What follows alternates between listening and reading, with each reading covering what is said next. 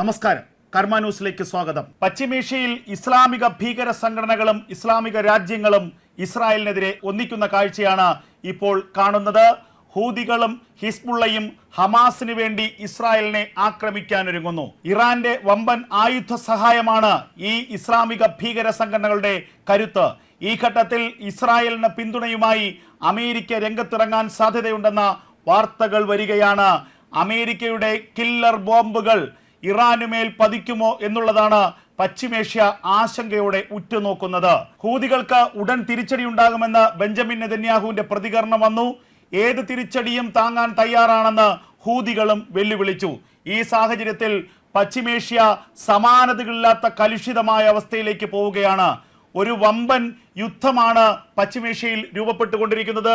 Israel Hamas യുദ്ധം അത് കൂടുതൽ രാജ്യങ്ങളിലേക്ക് വ്യാപിക്കുന്ന കാഴ്ചയാണ് കാണുന്നത്. കഴിഞ്ഞ 2 ആഴ്ച കാലമായി ഇസ്രായേലും ഹിസ്ബുള്ളയും നിരന്തരമായി റോക്കറ്റ് ആക്രമണം നടത്തുകയാണ്. നിരവധി റോക്കറ്റുകൾ ഹിസ്ബുള്ള ഇസ്രായേലിന് നേരെ തൊടുത്തുവിടുമ്പോൾ ഇസ്രായേൽ സേന കഴിഞ്ഞ ദിവസം ഫൈറ്റർ ജെറ്റുകളിലൂടെ ലെബനോന്റെ മധ്യഭാഗത്തുള്ള ഹിസ്ബുള്ള കേന്ദ്രങ്ങളൊക്കെ തന്നെ താറുമാറാക്കി എന്നുള്ള വാർത്തകളാണ് പുറത്തു വന്നത്. അതിർത്തികളിലുള്ള ആക്രമണങ്ങൾക്കപ്പുറം ലെബനനിലെ ഉള്ളിലേക്ക് കയറിക്കൊണ്ട് ലെബനോന്റെ മധ്യഭാഗത്ത് ഉള്ള ഹിസ്ബുള്ള കേന്ദ്രങ്ങളിലേക്ക് ഇസ്രായേലിന്റെ ഫൈറ്റർ ജെറ്റുകൾ ബോംബ് വർഷിച്ചു എന്നുള്ളതാണ് ഏറ്റവും പ്രധാനപ്പെട്ട വാർത്തകളിലൊന്ന്. അതിന് പിന്നാലെ യമനിലെ ഹൂതികൾ യമനിൽ നിന്ന് ഹൈപ്പർസോണിക് മിസൈലുകൾ ഇസ്രായേലിലേക്ക് അയച്ചു എന്ന വാർത്തയും ഇന്ന് പുലർച്ചെ പുറത്തു വന്നതാണ്. ഇസ്രായേലിന്റെ അതിർത്തികളിലുടനീളം അപകട സൈറനുകൾ നിരന്തരം മുഴങ്ങിൽ കേൾക്കുന്നു എന്നുള്ളതാണ് ഇസ്രായേലിൽ നിന്ന് ലഭിക്കുന്ന വിവരങ്ങൾ. സൂപ്പർസോണിക് മിസൈൽ ഇസ്രായേലിന്റെ പ്രധാനപ്പെട്ട ആയുധശാലയെ ലക്ഷ്യം വെച്ചുള്ളതാണെന്നും നിരവധി ആളുകൾക്ക് പരിക്കേറ്റുണ്ടെന്നും ഹൂതികൾ പറയുമ്പോൾ സൂപ്പർസോണിക് മിസൈലിനെ ഇന്റർസെപ്റ്റർ തടഞ്ഞതായും ആകാശത്ത് വെച്ച് സൂപ്പർസോണിക് മിസൈലിനെ തകർത്തതായും IDF അവകാശപ്പെടുന്നുണ്ട്. ഇന്റർസെപ്റ്റർ ഉപയോഗിച്ചുള്ള ഈ പ്രതിരോധത്തിൽ നിരവധി ഭാഗങ്ങളായി തകർന്ന സൂപ്പർസോണിക് മിസൈലിന്റെ ചില ഭാഗങ്ങൾ ആ പ്രദേശങ്ങളിൽ പതിച്ചിരിക്കാമെന്നാണ് IDF വ്യക്തമാക്കുന്നത്. ഇത് സംബന്ധിച്ച കൂടുതൽ നിർണായക വിവരങ്ങൾ IDF ഉടൻ പുറത്തുവിടുമെന്നും IDF വക്താവ് വ്യക്തമാക്കുന്നു. അതേസമയം ഹൂതികൾ ചില ഫുട്ടേജുകൾ പുറത്തുവിട്ടിട്ടുണ്ട്. അതായത് യമനിൽ നിന്ന് സൂപ്പർസോണിക് മിസൈല് ഇസ്രായേലിലേക്ക് അയക്കുന്ന ആ ദൃശ്യങ്ങളാണ്. ഇസ്രായേലിന്റെ വ്യോമ പരിധിക്കടുത്തേക്ക് സൂപ്പർസോണിക് മിസൈൽ എത്തുന്ന ദൃശ്യങ്ങളാണ് ഹൂതികൾ പുറത്തുവിടുന്നത്. രാവിലെ 6:21 യമനിൽ നിന്നും തൊടുത്ത സൂപ്പർസോണിക് മിസൈല് 11 മിനിറ്റുകൾക്ക് ശേഷമാണ് ഇസ്രായേലിന്റെ വ്യോമ പരിധി കടന്നത്.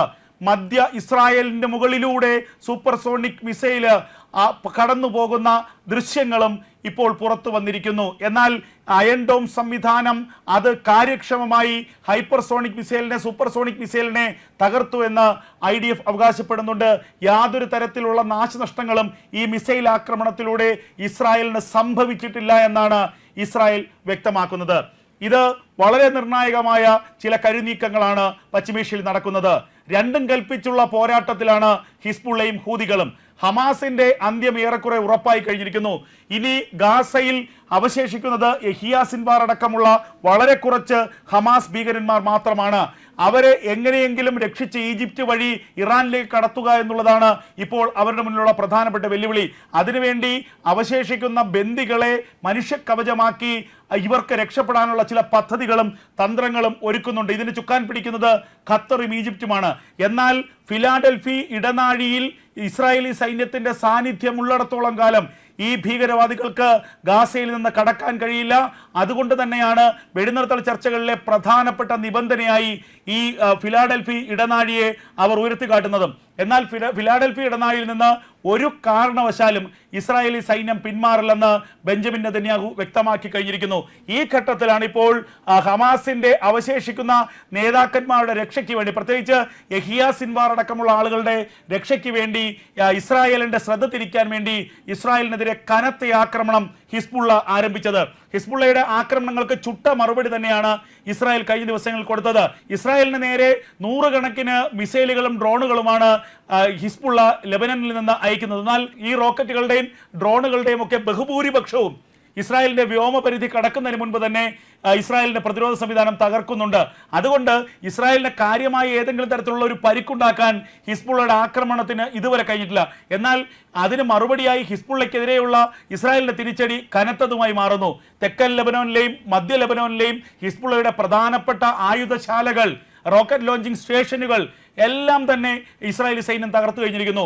എന്തിനേറെ പറയുന്നു, സിറിയയിൽ പ്രവർത്തിച്ചിരുന്ന ഹിസ്ബുള്ളയുടെ നിയന്ത്രണത്തിലുള്ള കെമിക്കൽ വെപ്പൺ ഫാക്ടറി, ആ കെമിക്കൽ വെപ്പൺ ഫാക്ടറി പോലും ദിവസങ്ങൾക്ക് മുൻപ് ഇസ്രായേലി സേന വ്യോമാക്രമണത്തിലൂടെ നശിപ്പിച്ചിരുന്നു. അതിന് പിന്നാലെയാണ് ഇപ്പോൾ ഹിസ്ബുള്ളയ്ക്ക് പോലും പിടിച്ചു നിൽക്കാൻ കഴിയാത്ത സാഹചര്യത്തിലാണ് ഹൂതികൾ രംഗത്തിറങ്ങിയിരിക്കുന്നത്.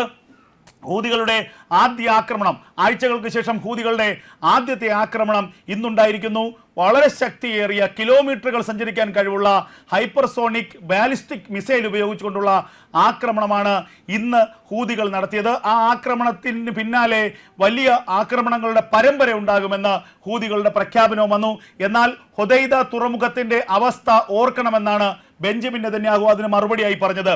ജൂലൈ മാസം 24-ാം തീയതിയാണ് ഹൂതികളുടെ നിയന്ത്രണത്തിലുള്ള ഹുദൈദ തുറമുഖത്തിലേക്ക് അതിരൂക്ഷമായ വ്യോമാക്രമണം ഇസ്രായേലി സേന നടത്തിയത്.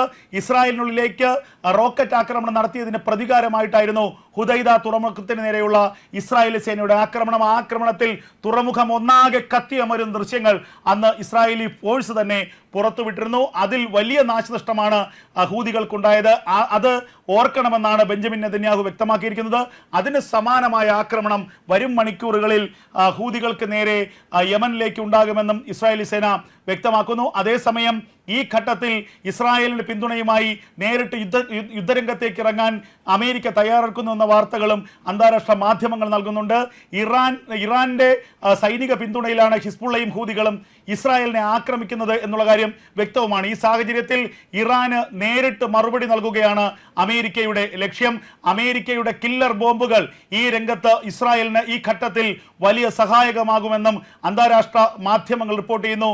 അമേരിക്ക കൂടി രംഗത്തിറങ്ങുന്നതോടുകൂടി മറ്റൊരു ലോകമഹായുദ്ധത്തിനുള്ള സാഹചര്യത്തിലേക്കാണ് പശ്ചിമേഷ്യയിൽ കാര്യങ്ങൾ നീങ്ങുന്നത്. അമേരിക്കയ്ക്ക് പിന്തുണയുമായി കഴിഞ്ഞ ദിവസം ബ്രിട്ടൻ വന്നിരുന്നു. അമേരിക്കയുടെ സ്റ്റേറ്റ് സെക്രട്ടറിയും ബ്രിട്ടന്റെ പ്രതിരോധ സെക്രട്ടറിയും തമ്മിൽ കൂടിക്കാഴ്ച നടത്തിയിരിക്കുന്നു. ഇസ്രായേൽ എന്ന രാജ്യത്തിന് പൂർണ്ണമായ സംരക്ഷണം ഒരുക്കണമെന്ന കാര്യത്തിൽ ഇരു രാജ്യങ്ങളും തമ്മിൽ വിട്ടുവീഴ്ചയില്ലാത്ത നിലപാട് പ്രഖ്യാപനമാണ് നടത്തിയത്. അതിന് പിന്നാലെയാണ് ഇപ്പോൾ ഹൂതികളുടെ ആക്രമണം ഇസ്രായേലിന് നേരെ ഉണ്ടായിരിക്കുന്നത്. എന്തായാലും അമേരിക്കയുടെ കില്ലർ ബോംബുകൾ ഇറാന്റെ കഥ കഴിക്കുമോ എന്നുള്ളതാണ് പശ്ചിമേഷ്യ ആശങ്കയോടെ നോക്കിക്കാണുന്നത്. അതേസമയം നേരിട്ട് യുദ്ധരംഗത്തേക്ക് ഇറങ്ങാതെ ശിഖണ്ഡികളെ വെച്ച് കളിക്കുന്ന ആ പഴഞ്ചൻ രീതിയാണ് ഇറാൻ അവിടെ പയറ്റുന്നത് എന്നുള്ളത് കൂടി നമ്മൾ ഓർക്കേണ്ടതുണ്ട്.